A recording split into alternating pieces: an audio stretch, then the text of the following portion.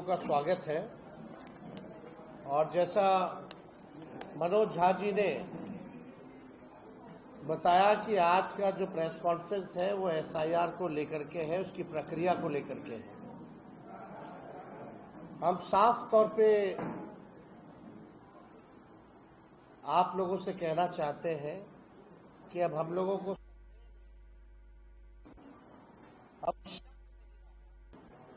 कि election commission जो है बीजेपी के दफ्तर के इशारे से, बीजेपी के इशारे पर काम कर रही है। लगातार हम लोगों ने कई बार प्रेस कॉन्फ्रेंस किया। दिल्ली में चुनाव आयोग से हम लोग मिले, बिहार में चुनाव आयोग से मिले, कोई नतीजा जो है सामने नहीं आया। हम लोगों ने बिहार बंद किया है, लोगों को जागरूक किया उनके अधिकार को लेकर के, लेकिन मिस्टर ज्ञानेश गुप्ता और इलेक्शन कमीशन के लोगों ने, सुप्रीम कोर्ट भी हम लोग गए, सुप्रीम कोर्ट ने सलाह भी दी, लेकिन ज्ञानेश गुप्ता और उनके इलेक्शन कमीशन के लोगों ने एक बार भी प्रेस कॉन्फ्रेंस करके कोई जवाब नहीं दिया। ये चुनाव आयोग का सबसे बड़ा ड्राइव चल रहा है। एसआईआर जो होता है सबसे बड़ा ड्राइव होता है, जहां मतदाताओं की सूची बनती है, लोगों को जोड़ा जाता है। और चुनाव आयोग तो शुरू में ही नहीं सोचा कि सभी पॉलिटिकल पार्टी को बुलाया जाए, और अचानक से जो है आनंद फानंद में एक फरमान निकाल दिया जाता है कि बिहार में एसआईआर कराया जाएगा। तभी हम लोगों को संदेह था कि जरूर कुछ ना कुछ दाल में कुछ काला है। और अब तक सुप्रीम कोर्ट के सलाह के बाद भी जो ज्ञानेश गुप्ता है वो चुप है। और अद्भुत इस बात का है कि वो अनऑफिशियली मीडिया से मिल रहे हैं। जो चीजें पहले से भाजपा ने, अमित शाह जी ने, मोदी जी ने जो तय करके उनको दिया है टारगेट, जो सूची, वही काम में वो लगे हुए हैं। ये डेमोक्रेसी के लिए जिस तरीके का प्रोसेस, हमको एसआईआर से दिक्कत नहीं है, लेकिन जो तरीके हैं इनके, ये लोकतंत्र के लिए बेहद खतरनाक है। और हम लोग डेमोक्रेसी में रहते हैं, लोकतंत्र में रहते हैं, और बिहार लोकतंत्र की जननी है, और इसी बिहार से लोकतंत्र को हम खत्म होते हुए नहीं देख सकते। इसको लेकर के हम हर एक प्लेटफॉर्म पर हम लोग जो है लड़ाई लड़ेंगे। देश भर के जितने बड़े नेता हैं उन सबको भी हम चिट्ठी लिख रहे हैं, और 19 तारीख को दिल्ली में खड़गे साहब के यहाँ एक बड़ी बैठक इंडिया अलायंस की है, उसमें भी हम शामिल होंगे और अपनी बात को मजबूती के साथ जो है रखेंगे। अब 3 दिन पहले की अगर बात करें तो सूत्रों के हवाले से खबर आया कि 35 लाख नाम हटाए जाएंगे। 3 दिन पहले 35 लाख नाम हटा जाएंगे। और उसके बाद अगर आप देखें तो ये इलेक्शन कमीशन का प्रेस नोट है। ये 16 तारीख का है, जिसमें अलग अलग जो बाहर जो लोग हैं कितना शिफ्ट कर गए, कितना वो हो गए, उसकी जानकारी है। लेकिन कल एक नोटिफिकेशन जो है प्रेस नोट इलेक्शन कमीशन जारी करता है, और उसमें हूबहू जो सूत्र ने जानकारी दी 35 लाख, यानी 3 दिन बाद वही सर्टेन नंबर्स जो है इलेक्शन कमीशन भी देता है, हटाने की बात करता है। अब मेरा सवाल यहां खड़ा होता है कि इंडियन एक्सप्रेस तो या कोई अखबार में जो है शायद छपा था, जो सूत्र के हवाले से अखबारों में भी छपा 35 लाख का हटने का, जो अखबार में छपा 35 लाख वो 3 दिन पहले छपा। तो पहला सवाल ये होता है कि आप उसके 2 दिन बाद वही नंबर आप दे रहे, यानी प्रोसेस तो ऑन है, जब प्रक्रिया चल रही है तो घटता भी बढ़ता है, तो ना घटा 2-3 दिन में ना बढ़ा है, हूबहू वही नंबर जो है दिया गया है। और सवाल खड़ा होता है कि अभी भी 1 हफ्ता बाकी है, ये जानकारी कहां से आ गई 35 लाख की?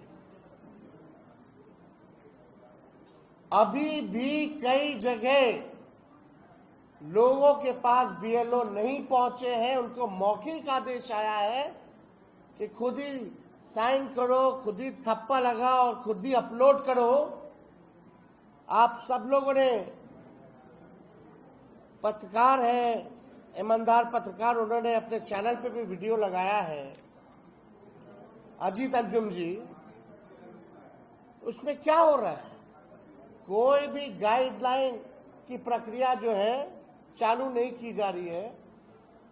एक बीएलओ के साथ, बीएलओ का काम है घर तो घर जाना, लेकिन दरभंगा में एक जगह बैठ के बीजेपी की लोगों के साथ सूची बनाई जा रही है।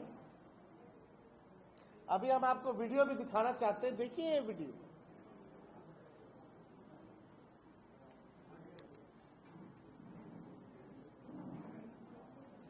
ये फर्जी साइन किया जा रहा है। वॉल्यूम बढ़ाओ जी, प्ले करो।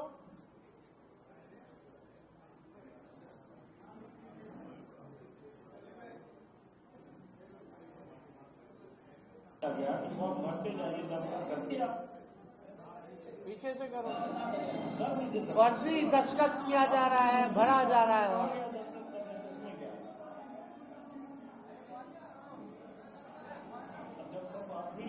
दे दिया गया कि बहुत भरते जाइए, दस्तखत करते जाइए, तो क्या बस इसे मिला के बस कर दे रहे आप लोग?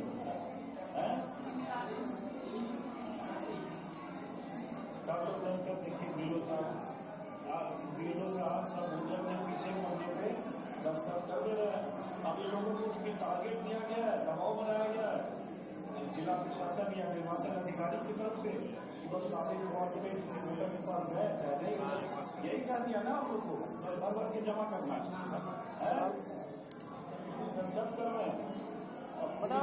आप दूसरा वीडियो लगाओ। ये सारे फ्रॉड देखिए और ये सब क्या हो गया, क्या करेंगे लोगों को दबाव बंद कर दो। और मैडम टेंशन ना टेंशन, मतलब आप, ये एविडेंस है, प्रूफ है। कई ऐसे पत्रकार हैं जो ग्राउंड में जाकर के रियलिटी चेक, एक मिनट बंद कर दो, छोड़ दो। कई ऐसे वीडियोस हैं, एविडेंस है, जो पत्रकार द्वारा, निष्पक्ष पत्रकार द्वारा क्या ग्राउंड में रियलिटी है उसकी जानकारी हम लोगों को दे रहे हैं। और उन लोगों पर भी आश्चर्य है कि ये निकम्मी सरकार, उन पे भी एफआईआर कर दी है। कौन सा उल्लंघन किया इन्होंने? तो हम इस पे नहीं जा रहे। क्या ये इलेक्शन कमीशन को दिख रहा है? क्या ये ज्ञानेश गुप्ता देख रहे हैं? या बोलेंगे कि ये सब फर्जी है, सबसे निष्पक्ष जो है इलेक्शन कमीशन है, सबसे ईमानदार इलेक्शन कमीशन और ज्ञानेश गुप्ता है? ये बेईमानी हो रही है। लोगों के अधिकार को नहीं, उसके अस्तित्व को ये लोग छीनना चाह रहे हैं। ये केवल अधिकार ही नहीं, अब सोचिए, पता चलेगा आप वहां नहीं रहते हैं, आ जाए वोटर लिस्ट से नाम कट जाए, तो आपका अस्तित्व ही खत्म हो गया। बचा क्या फिर इस लोकतंत्र में? तो ये बहुत ही खतरनाक डिजाइन है, और ये पहले से ही जो है सिस्टमैटिक डिजाइन, पूर्व निर्धारित अमित शाह जी, मोदी जी के इशारे पर इलेक्शन कमीशन जो है कर रहा है, अब कोई शक नहीं रह गया। और आश्चर्य की बात है, ये आंकड़े कहां से आ रहे हैं भाई इलेक्शन कमीशन के पास कि 35 लाख जो है नाम कटेंगे। एक हफ्ता बाकी है, प्रोसेस में ऑन गोइंग है, अभी तक पूरा डिटेल नहीं आया है, और आप पहले से ही प्रोपेगेंडा आप सेट करना चाहते हैं लोगों को दिखाने के लिए कि भाई डुप्लीकेट थे, बाहर रह रहे थे, फर्जी थे, विदेशी थे, इस वजह से उनका नाम जो है काट दिया जाएगा। ये एक प्लेटफॉर्म जो है तैयार किया जा रहा है। और हम कहना चाहते हैं इलेक्शन कमीशन से, जिसका भी आप वोटर लिस्ट से नाम काटिएगा उसका पूरा डिटेल जो है आपको प्रोवाइड करना पड़ेगा कि कौन कौन फर्जी नाम थे, क्या पता था, और हम लोग जो है हम लोगों को मिलना चाहिए। ये हमारा राइट है टू नो कि कौन कौन जो थे गलत नाम थे। जरा रियलिटी चेकअप भी हो जाएगा, उसके बाद मिलान भी कर लिया जाएगा कि सही में अगर वो नाम कटा है तो धरती पे वो रह रहा है कि नहीं रह रहा, बिहार में रह रहा है कि नहीं रह रहा। हम लोग छोड़ने वाले नहीं है इस लड़ाई को। अगर नाम कटा तो आपको बताना होगा, पूरा डिटेल देना होगा, उसका पता, नाम, सारा डिटेल जितने लोगों का कटा है इलेक्शन कमीशन को पूरा डिटेल बताने की जरूरत है।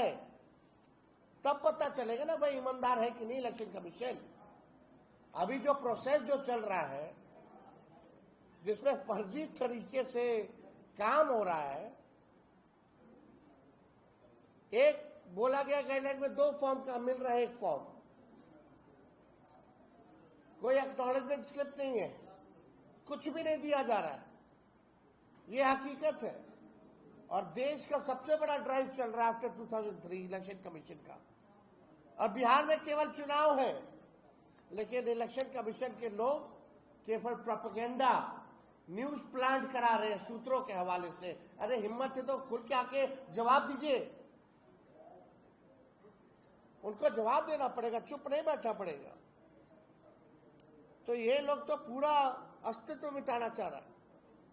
इसके बाद क्या क्या नुकसान होगा लोगों को, यानी राशन कार्ड से भी नाम हट जाएगा, राशन भी नहीं मिलेगा, राशन पेंशन नहीं मिलेगा, आरक्षण समाप्त हो जाएगा, किसान सम्मान निधि, सब्सिडी इत्यादि सब बंद हो जाएगा अगर वोटर लिस्ट से नाम कट गया तो।